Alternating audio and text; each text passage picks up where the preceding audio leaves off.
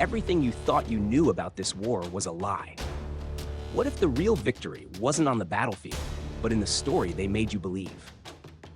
Stay with us, because what's hidden behind the headlines might shock you more than any missile ever could.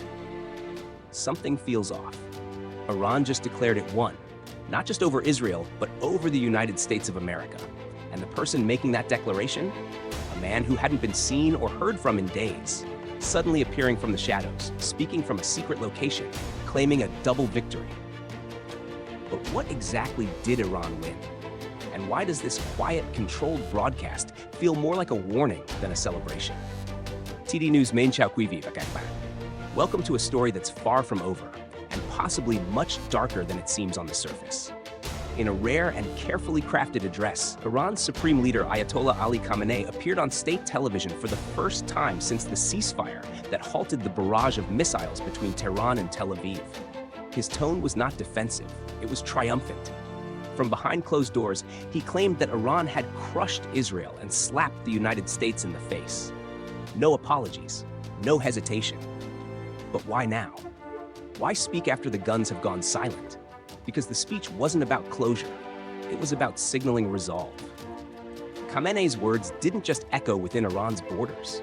They were aimed directly at Washington and Jerusalem, declaring that Iran had not only survived, but emerged stronger, more defiant, and even more unified under pressure. The mystery deepens when you realize that the location of the speech is still unknown, that Iran's top leader still fears assassination, that the ceasefire might just be an illusion, a pause, not a peace. Before we go further, if you find this kind of content meaningful, subscribe to TD News so we can continue uncovering what others won't tell you. And here's a question to think about. Which do you believe is more dangerous in geopolitics? A. Weapons you can see. B. Messages you can't. Comment A or B below. We'll be reading every answer. After Iran's dramatic declaration of victory, a new war quietly erupted, not on the battlefield, but in the arena of perception. No missiles were fired, yet every headline, every intelligence leak, every official statement became a weapon of its own. Iran claimed its nuclear facilities were unharmed. But across the ocean, CIA Director John Ratcliffe painted a far different picture, stating the program had been set back by years. Then came the leaked Pentagon report, offering a more modest estimate, a delay of just a few months. Israel, meanwhile, confidently asserted that its joint strikes with the US had dismantled both Iran's uranium enrichment capacity and its ballistic missile systems. So who do we believe? Beneath these contradictory accounts lies a deeper, more unsettling truth. Nobody really knows what happened behind the concrete walls and steel doors of Iran's nuclear sites. What's clear, though, is that no side is willing to concede weakness. Every player is writing their own version of victory, broadcasting it to the world, hoping their narrative becomes the one that sticks. But this isn't just about facts, it's about influence, psychological warfare, and the silent struggle to define who controls the story. In today's geopolitical landscape, perception is power. And in this war of words, the real casualty may not be military infrastructure. It may be the truth itself.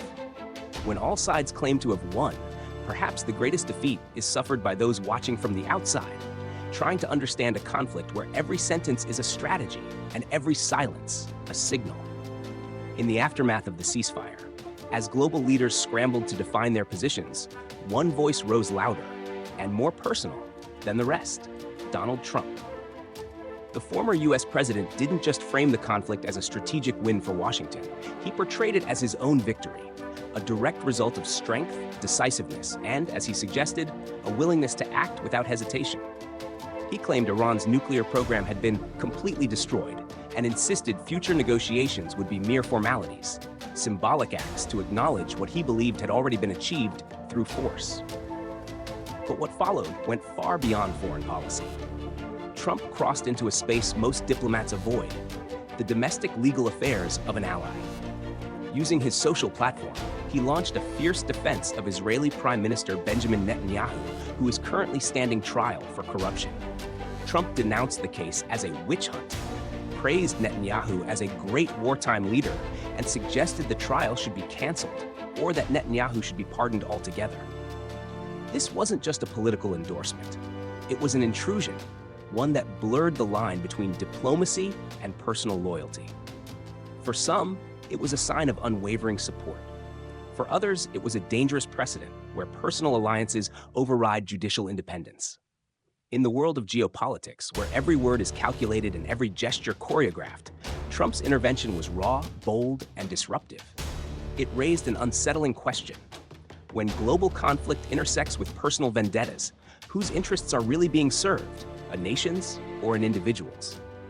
Inside Iran, the battle is not only waged against foreign adversaries, it is also unfolding quietly within the halls of power. On one side stands Supreme Leader Ayatollah Ali Khamenei, whose uncompromising rhetoric paints a defiant portrait of a nation unwilling to yield. He accused Western powers of using shifting narratives, from missiles to human rights to uranium enrichment, all as pretexts for demanding surrender. "We will not bow," he declared, sending a message as much to internal factions as to external enemies. Yet, beneath the surface of this hardline stance, a different tone emerges. From Iran's foreign ministry come subtle signals of openness, cautious references to diplomacy, careful mentions of dialogue. This duality reveals a deeper divide, not merely tactical, but ideological. There are those within Iran's leadership who view negotiation as weakness, and those who see it as survival. This internal tension is not new, but in the aftermath of a high-stakes confrontation, it becomes more visible and more dangerous. Because when a nation stands at a crossroads, the path it takes is often determined not by the loudest voice, but by the quiet compromises forged behind closed doors. The world may hear only the roar of resistance, but within Iran, competing visions of the future are colliding. One demands eternal defiance. The other whispers the necessity of adaptation. And the question facing Iran now is not just what it wants to say to the world, but whether it can first agree with itself. In a move that could reshape the landscape of global nuclear diplomacy, Iran's Guardian Council has ratified a bill suspending cooperation with the International Atomic Energy Agency, IAEA. While the decision may appear bureaucratic on the surface, its implications are far more profound and potentially irreversible. Iran argues that the IAEA failed in its most basic responsibility, to protect nuclear facilities under its supervision from military aggression. Not a single formal condemnation was issued after those facilities were struck, despite their legal protection under the Non-Proliferation Treaty. From Tehran's perspective, continued cooperation with an institution that offers no shield, no voice, and no justice is not just pointless, it is betrayal. This act is not merely a policy change, it is a message to the world.